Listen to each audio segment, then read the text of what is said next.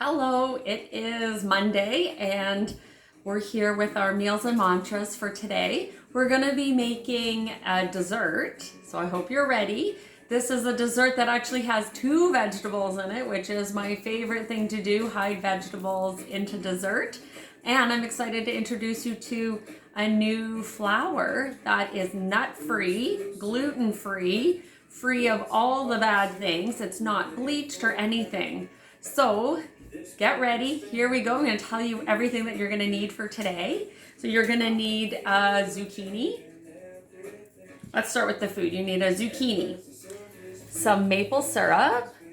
Hold on, see if I can turn you here. Maple syrup, coconut oil, cassava flour. If you haven't had a chance to try cassava flour yet, I encourage you, go out and get some. You can get it at any health food store. And we're going to talk about all the great benefits with that. We're going to want some vanilla extract. I've got my Enjoy Life dairy-free chocolate chunks. I'm also going to be using ground flax and making a ground flax egg. But if you eat eggs, go ahead and grab 2 eggs. And then for your tools, you're going to, almost forgot the star of the show. You're gonna need a sweet potato, roasted, and I'll show you what to do with that, as well as an 8x8 pan and parchment paper, a mixing bowl, and then all your utensils, knife, spoon, fork, grater for the zucchini. So go ahead and grab all that stuff. The first thing you're going to want to do is put your oven on to 450. Get yourself a little baking dish. Super easy way to roast a sweet potato. Just stab your sweet potato a whole bunch of times with a fork.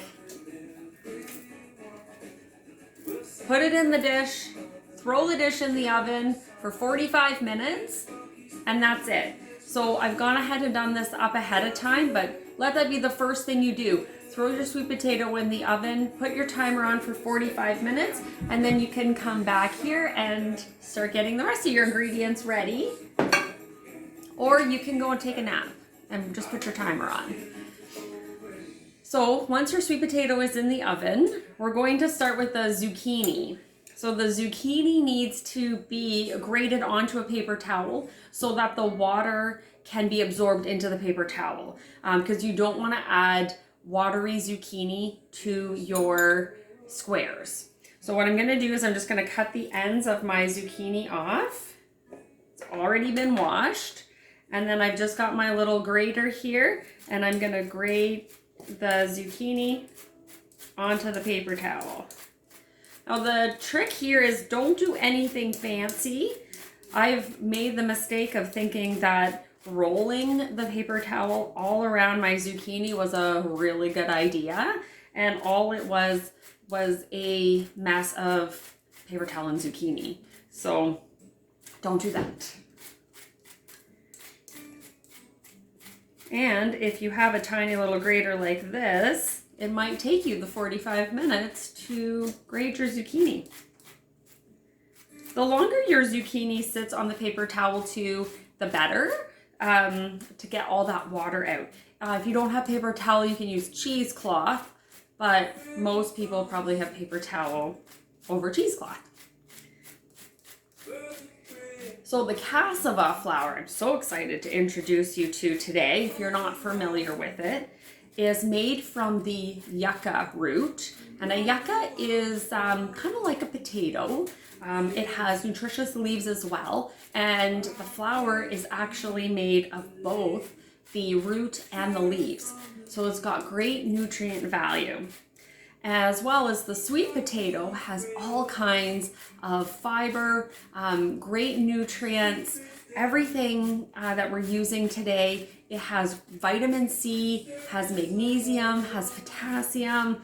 It has all kinds of vitamins and minerals that we need because we're making our dessert with vegetables.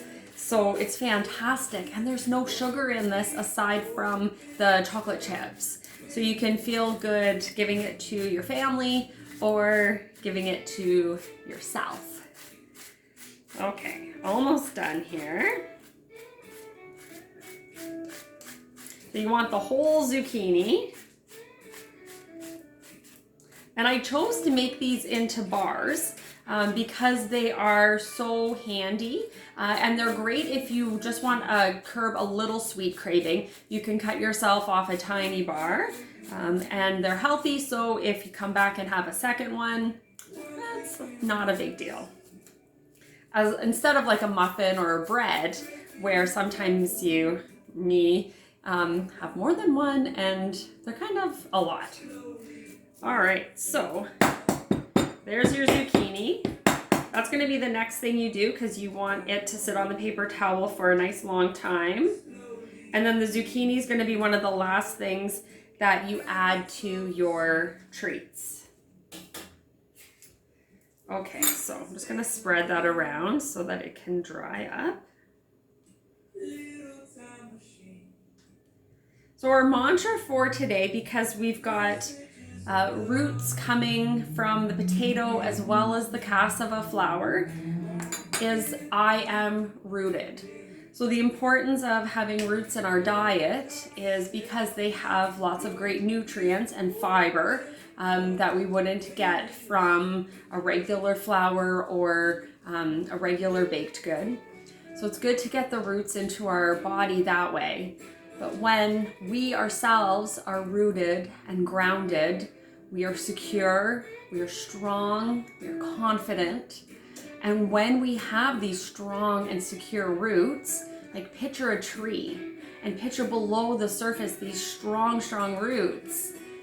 When the roots are so strong, it holds the tree in place so that the tree can grow and be an amazing, tall, strong, secure tree. We need to have strong roots in order to grow and rise and just reach all those great levels. So our mantra for today, I am rooted. I am strong. I am here. So think of this as we get ready to work with our roots. I'm going to set this off to the side. And then the next thing we're gonna do, so the sweet potato, fast forward or pause the video 45 minutes. Maybe you can go and meditate on your I am rooted mantra. Grab your sweet potato once it's cooled off and your mixing bowl. A really easy trick here is just to cut the end off. I mean, it doesn't get much easier than poking some holes with a fork and then roasting it. And then what you want to do is just peel the skin back and you've got, look at how easy that just falls off. Pop it right into your batter bowl. And then start mashing it up. So I'm going to take a fork and just really get in there. If you, you need to use a medium-sized sweet potato. Anything bigger, the sweet potato might overpower your recipe and it'll take much longer than the 45 minutes to cook it. So the softer it is, the easier it is to mash up and work with.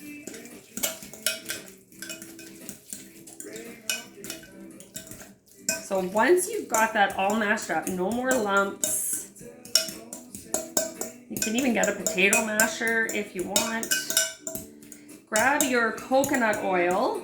You want 1/8 cup of coconut oil melted. So just pop it in the microwave for 30 seconds and have it added to your sweet potatoes. Give it another little stir. And then I'm going to switch to a spoon at this point. Grab your maple syrup. So you want 1/4 cup of maple syrup. And then stir that up. Handle.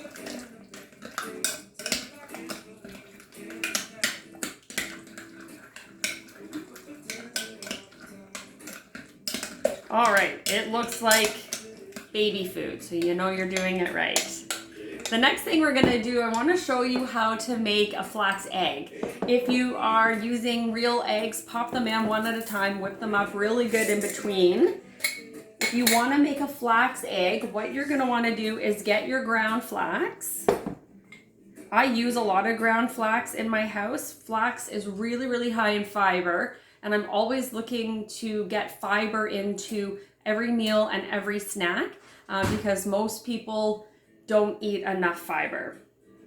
So you're gonna take your 1 tablespoon of flax and add 3 tablespoons of water.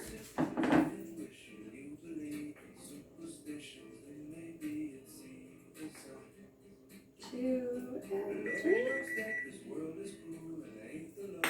And then get your fork. I'm gonna get a clean one. And whisk that up. So this equals 1 egg. So you're gonna wanna do that one more time.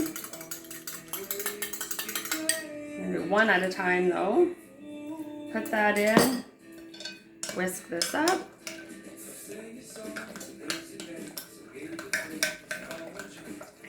Okay, and then do that one more time.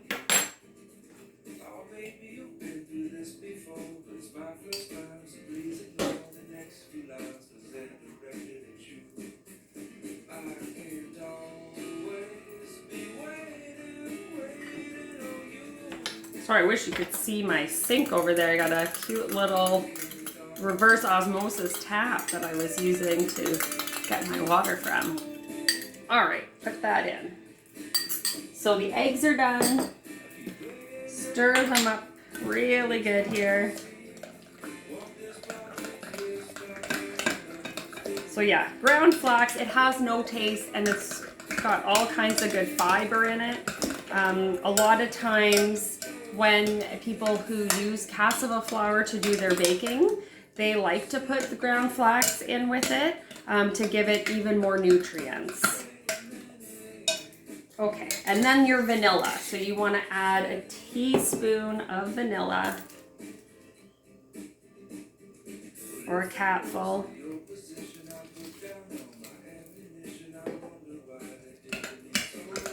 And then the spices that you want to use for today, oh, I think I forgot to mention them at the start, I'm sorry. You want nutmeg and cinnamon, and then also some baking soda.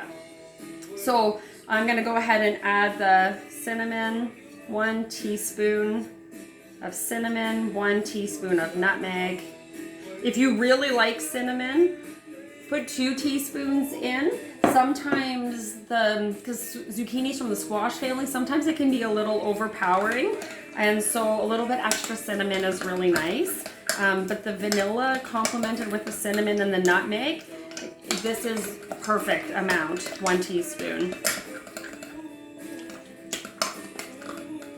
Okay, so now we are going to add in our cassava flour.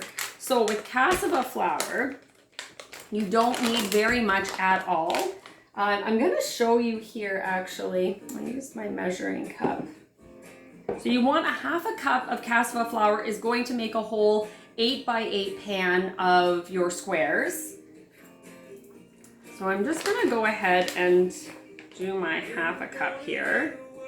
I'm using the wrong measuring dish, don't tell anyone. So cassava flour, like I said, it comes from the yucca root. It's high in vitamin C, potassium, calcium even, and it's unbleached. That's the color that a yucca is, which is fantastic. So it's not highly processed and you can feel good knowing that you're eating something really good for you. It's low in sugar, it's very low on the glycemic index, and it's very easy to digest. The other thing is it is nut-free. So I've actually heard from a lot of people recently that we're looking for something gluten-free and vegan and nut-free, and that's not always easy to find. Where cassava flour is nut-free, and it's got all kinds of great nutrients in it, which is why we tend to use nut flours when we're baking. So it's an amazing substitute if that's what you're looking for. So I'm gonna go ahead and put my cassava flour in, and I'm going to add my half a teaspoon of baking soda and mix it all up. And it's okay if it's looking a little dry as you're mixing it, because you're gonna add your zucchini here soon. Make sure you get all the lumps. Casava flour is also grown in third world countries, tropical countries, by locals. So when you buy cassava flour, you can feel good knowing that you are supporting third world countries and local farmers. So it really does give back to places in the world. Okay, now our zucchini. You're gonna be surprised at how much water came out of your zucchini. So go ahead and put your zucchini in.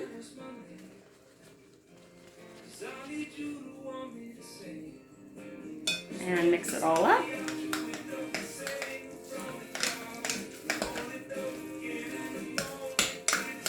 And it's okay if it's chunky, because when you go to bake it, it's going to soften and disappear a little bit. And then the last thing you're going to do is add in your chocolate chunks. Anywhere from a half a cup to a full cup, depending on how big of a sweet tooth you have. My cup is full. I have a very big sweet tooth. Mix that up.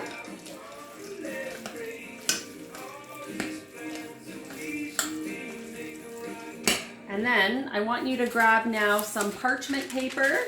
Parchment paper is going to save your life. Seriously, because there's nothing worse than having your squares stick to your pan when you're trying to make them look really pretty, or you just want to eat the whole thing. So go ahead, grab some parchment paper. It's compostable, so you can toss it in the green bin after. It's also loud. Don't try to talk when you're squishing your parchment paper in. And I'm using an 8x8 pan, but you can also use a 9x9. It's just I only had 8x8. And then go ahead and spread your batter.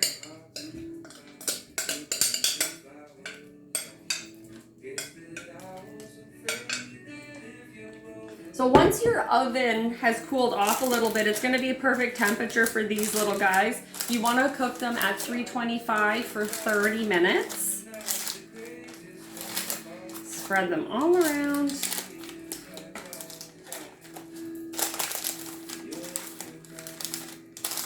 Pop them in the oven. And I'll show you what you get when it's all done, because I did make some yesterday just to play around with the recipe. Cute little sweet potato zucchini bars. So enjoy. I hope you do something today to get yourself rooted, to find your strength, and to grow tall. And if that means eating your roots when you need a little treat, then go for it. Because you are rooted, you are strong, and you are here. Have a beautiful dessert, and I'll see you next time.